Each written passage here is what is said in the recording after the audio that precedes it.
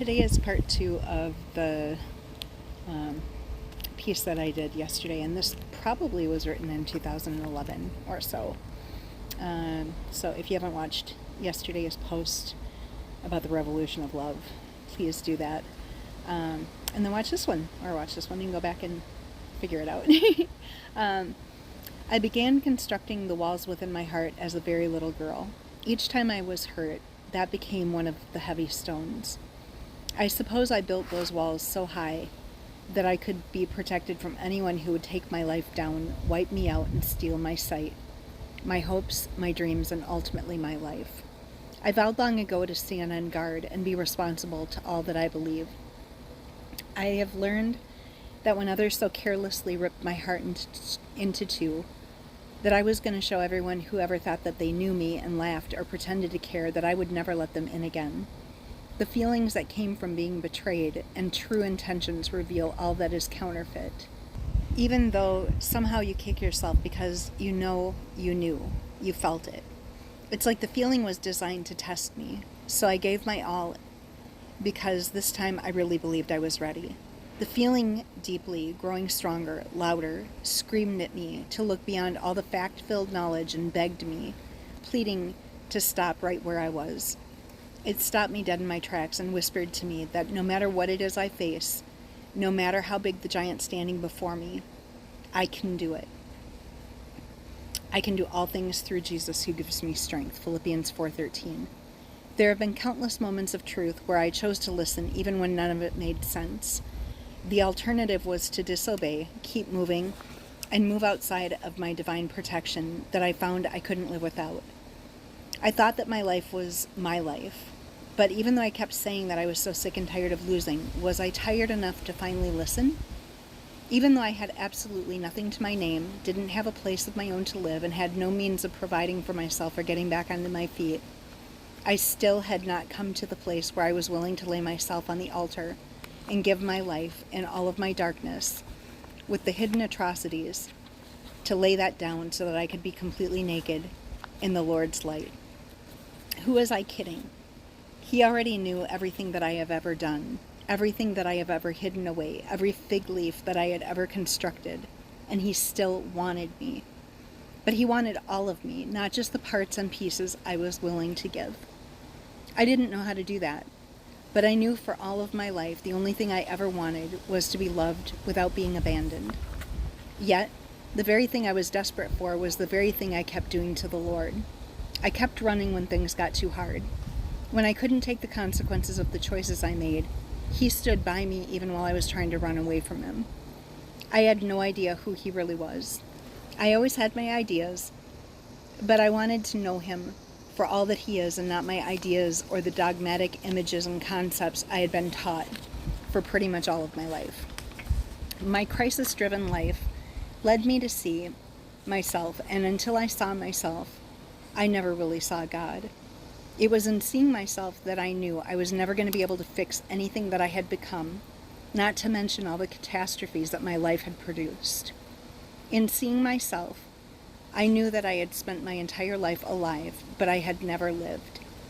I saw that I was dead and in the hell I created. I knew that I would never be able to do anything unless I turned to the one who made me, the one who wrote the owner's manual, and knew everything about me so intricately and passionately. I was afraid, but I was beyond desperate. I was expecting him to be distant, and he was anything but. I began to see just how shallow I had spent my life being. He was nothing like I ever thought or believed. We became acquainted, and along the way we developed a very deep friendship.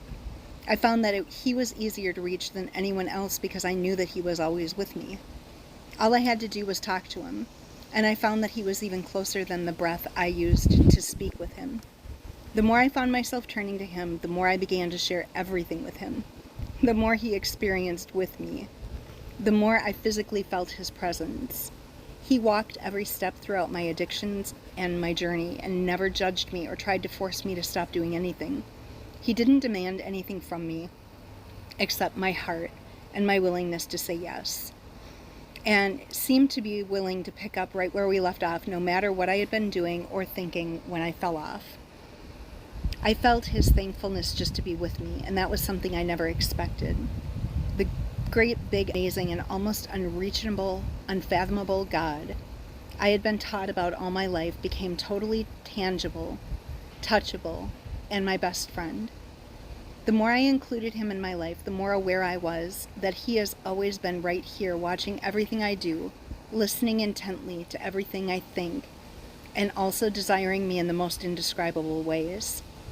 Everything that has been perverted and twisted, he is the pureness and passion within every fiber of his being that is ready and willing to lavish all that he is and all of his creative awesomeness within our relationship. He withholds nothing, ever. I have never been so in awe because of how real he really is.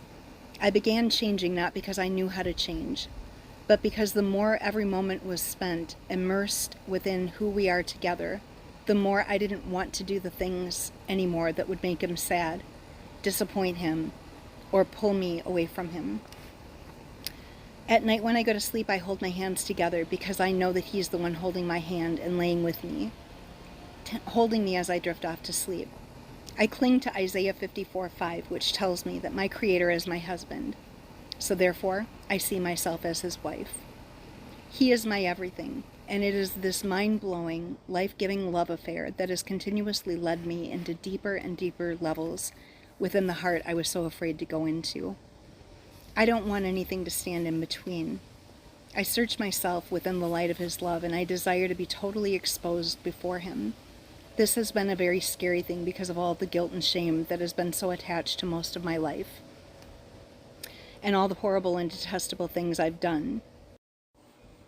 But I feel him remind me that he loves me more than anything, and that all of my messes continue being transformed into his messages. And now all I desire is for my life to bring him glory. We are all created by Almighty Jehovah, who is Alpha and Omega. We are holding all he created in our heart, in our body. We are faced with the test designed to unveil and illuminate the hidden darkness within us. Love, light, and truth are always standing at attention, awaiting your moment of awakening, where you will finally choose all that love is. And in that choice, the one who chooses another over yourself with all your heart, even when it will cost you personally, it is the light of love that lavishes you with all that money can't buy and restores your brokenness in each moment that you choose truth. The tests are designed to show you whether you are dressed and ready for battle. While we shake, fear, blame, agonize, and feel more alone because we're standing face to face with the big screen of our lives, playing scenes from our life that haunt us, and somehow they have found their way into this time and space. They're so certain that they're certain to leave you shaking and confused about how something you let go of or erased so long ago is now playing in full color, and you find your past is staring at you right in your face all over again. You know, I'm just beginning to grasp the understanding that forgiveness isn't a wham bam, thank you ma'am, and let it go, let others off the hook kind of thing. There are as many different processes as there are facets when it comes to the true magnitude of what forgiveness means and how to actually know if it's authentic.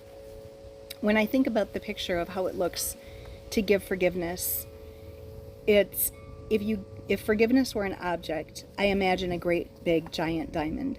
I imagine what it looks like in its rough, uncut beginning, and then all that must take place in order to reveal the perfection that emerges in its fire-like brilliance. Not just anyone can take a diamond in the rough and create a magnificent work of art. It takes a master gemologist who understands the material and will be able to cut each facet in perfect harmony within itself and the placement among all the others that will be made within the stone. I thought that I understood what forgiveness was. I'm just beginning to realize how incomplete it is when you only focus on how to forgive the other person. I had been working so hard to see all the offenses that I had been holding on to so that I could face them, so they could be made whole. But I guess what I didn't realize until just today, mind you, this is 2011, is that beyond the forgiveness for someone else, Equally important is how crucial it is to understand that just because you've forgiven someone else for what they've done to you doesn't mean that you've forgiven yourself. So many times when we're hurt, we only see what the other person did. We spend our time obsessing about how hurt we are and replaying the story. The more we think about it, the more the feelings sweep over us as if we're expecting the event to happen all over again.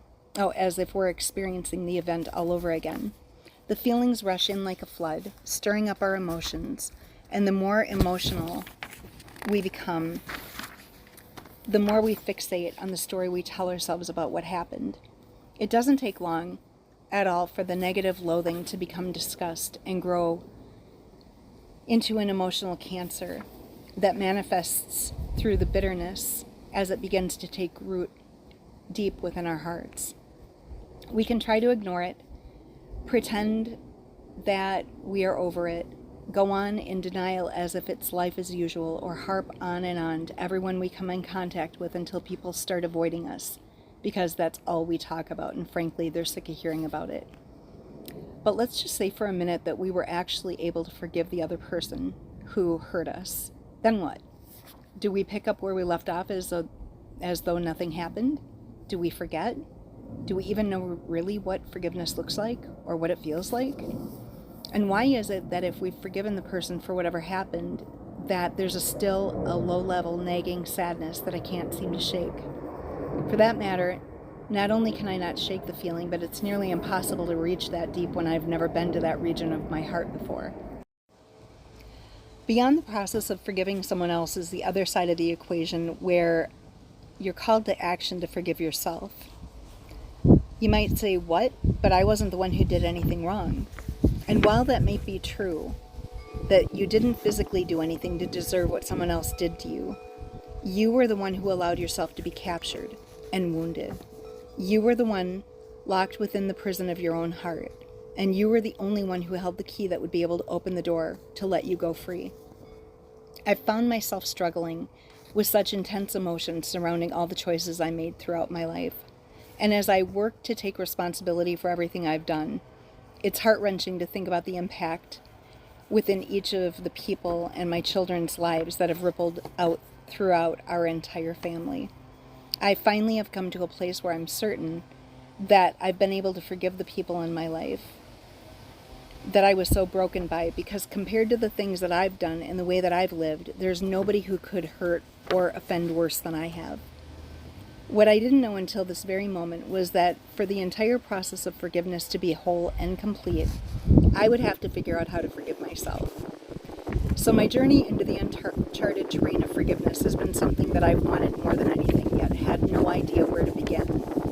Even when I found the place to start, the very act of forgiving someone to me felt like I was giving the other person a pass, almost like what I was saying was what they did was okay, and that's not true at all. I'm sorry, but I had no idea how to go there. I was broken, shattered, and my heart was torn to pieces like ground hamburger. I was a bloody mess. Granted, I didn't really want to live with the pain that never subsided. It didn't matter if I was sober or totally rocked out of my mind. The initial numbing effect that most substances have on your mind and body are short-lived. But once they wear off, it always seems that the guilt and its close friend shame are right there waiting. Then what you're left to deal with is an amplified reminder that echoes how much of a mess you really are and how much you've failed. The entire tone of life becomes centered on anything that will give you some kind of an escape from the constant torment, even if it's only for a moment. I existed just enough so that I could sip the liquid, snort the powder, or pop the pill that I was certain would give me the breather I had been dying for. What I understand now is this is the way that addictions are born. You may not be getting drunk somewhere or getting high, but that doesn't mean you don't battle addiction. They just change masks. I don't do this anymore, but now you are doing that, or I'm doing that. I don't do drugs anymore, but I eat excessively, or whatever it is. You can take something to be considered good or fun, and it's virtually harmless. But doing it excessively, you find yourself needing whatever it is just to cope. And then it becomes an addiction as powerful as being addicted to some illegal substance. And that's where I ended. It's amazing what the Lord has done. And also, the biggest thing about the forgiveness piece is that if I didn't learn how to forgive others, I can't be forgiven.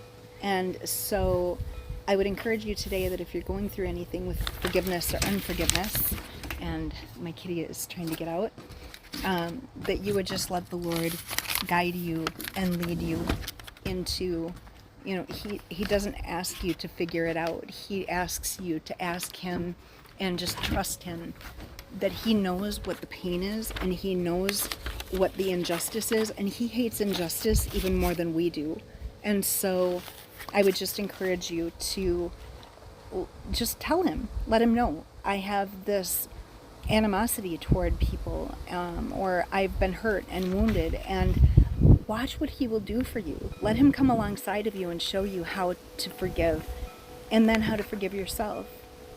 God bless you, and thank you so much for joining me and listening, because my journey has been epic, and I just thank God that I'm able to share it with you. Have a great day today.